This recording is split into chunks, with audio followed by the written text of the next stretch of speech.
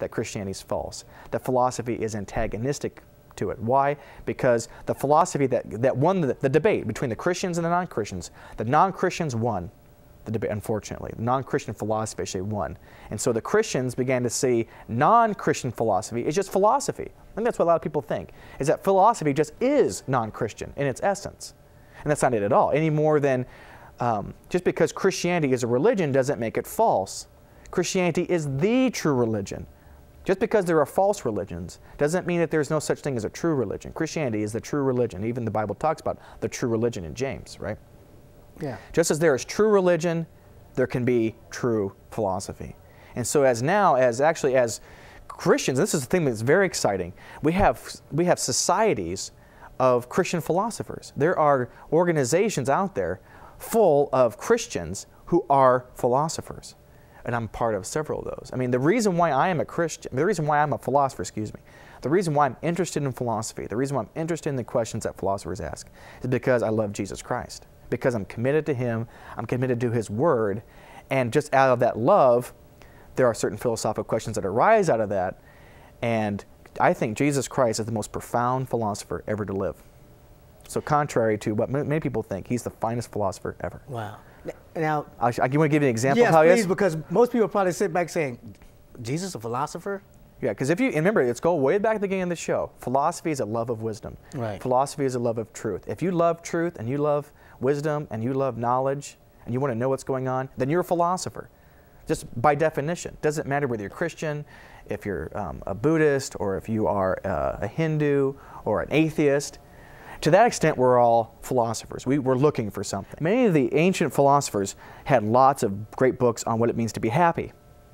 Aristotle, Plato, Plotinus, even philosophers as Immanuel Kant, the great German philosopher of the 18th century. They all believe that man is in pursuit of happiness, and they all wrote books trying to explain what it makes to be happy. And many of them get close. Like if there's a target, and they're all getting their arrows get pretty close and they fall. They get pretty close and they fall. Because there's something that true happiness comes in, and Jesus hits it. Jesus talks a lot about anger, and how anger separates person from happiness.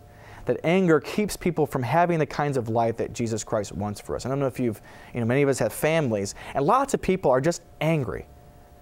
Yeah, our culture is just angry. About what? Jesus Christ says, that anger, if you don't get under control, is going to ruin you. No philosopher saw that. Only Jesus saw that. Only Jesus could really go all the way and say, anger is a huge inhibitor to the good life. No one, no matter how smart they were, ever saw that. Only Jesus saw that. Now, what about love? Did He see something there as well? Oh yes, Jesus in humility. One of the things that many philosophers, as far as non-Christian philosophers, think is a vice is humility. People like Immanuel Kant and Aristotle saw a humble person as an immoral person. If you are a humble person, according to many philosophers, you're immoral because you're admitting your failure. You're admitting that you can't do things. You're admitting that you're servile. You're admitting that you're a moral failure and reprobate. Well, the paradox that Jesus teaches is that true success, true happiness, comes from admitting that you're not. True sainthood. If you want to become a saint of God, you really want to become a follower of Jesus Christ and become cleansed, and you want to become a good person. To become a good person in Christian categories, in Jesus' teaching, is to admit that you're not. Yeah. To admit that you have failed. To admit that you can't do it on your own. So that's the paradox. Great Christian people are the first to admit that they're not great people. And so Jesus Christ teaches, He corrects the philosopher in telling them, look, you really want to arrive at well-being, admit that you can't. But doesn't that come into conflict with a lot of famous philosophers such as Nietzsche, who thought that you're supposed to be like the Superman? You're not supposed to, there's supposed to be no weaknesses. Right. And they've all failed. Yeah. I mean, all these philosophers have failed. They're dead. They're in their grave. Their philosophies come. Their philosophies go. Jesus Christ's philosophy is the only one that survives. And it survives because Jesus Christ understands something philosophically, and I use philosophy in terms of philosophical notion, that wins. I mean, because Jesus talks about how, you know, the unbelieving world can't understand Christian philosophy.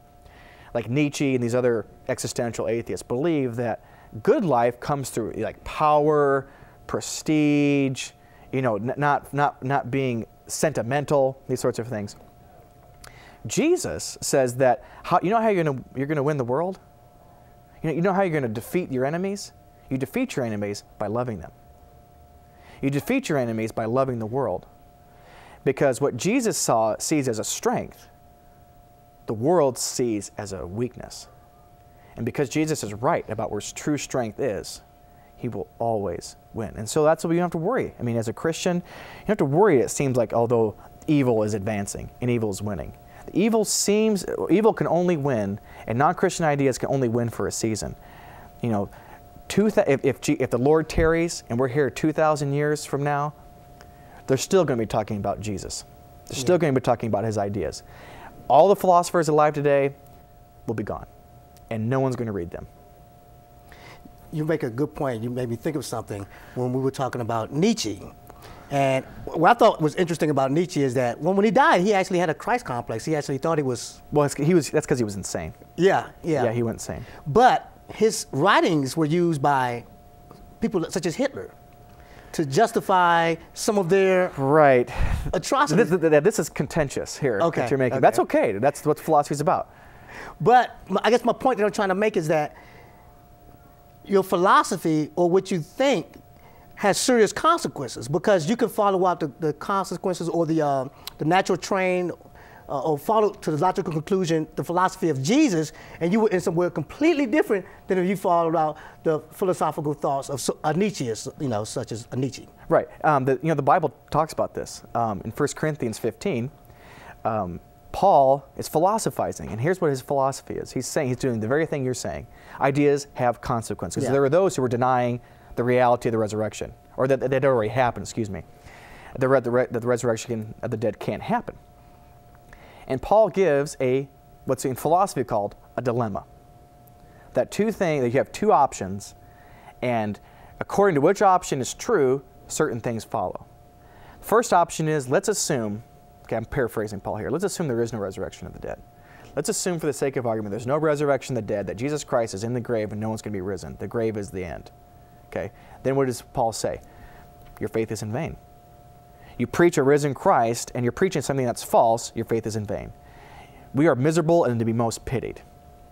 Your loved ones are gone, you're never going to see them again. Those are pretty serious consequences. So you're right. If you adopt certain ideas, namely there is no resurrection of the dead, there is no immortality, there's no life after death, then what Paul's offering is Nietzsche's answer.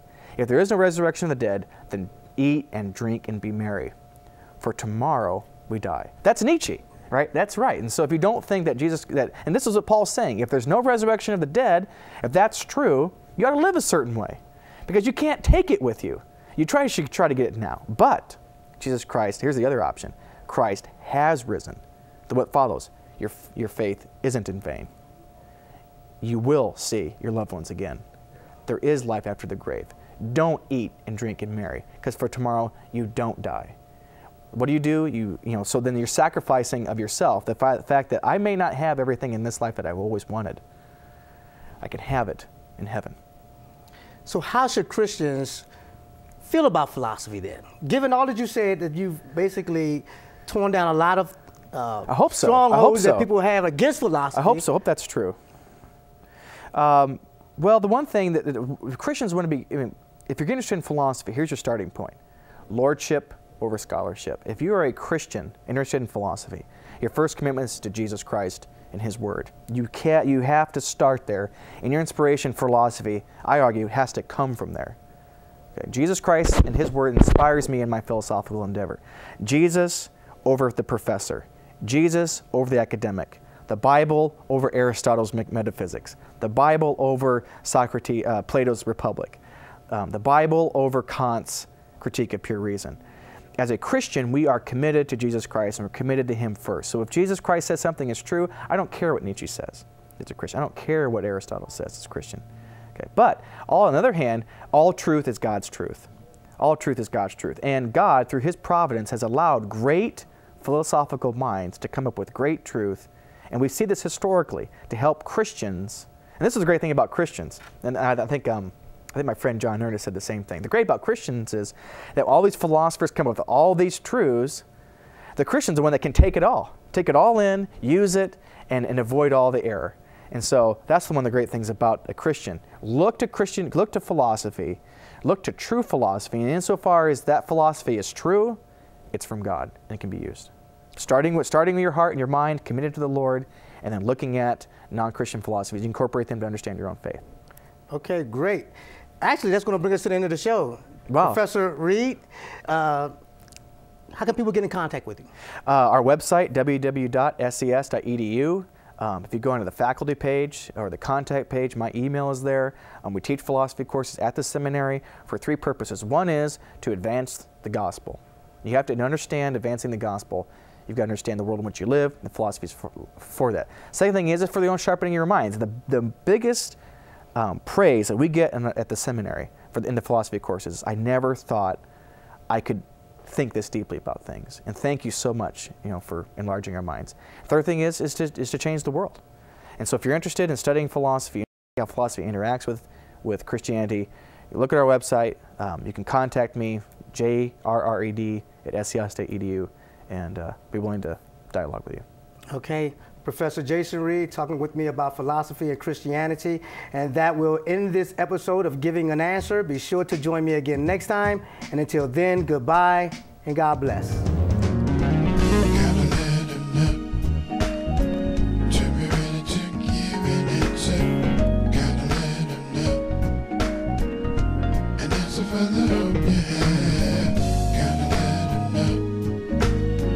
For the hope that lies in you.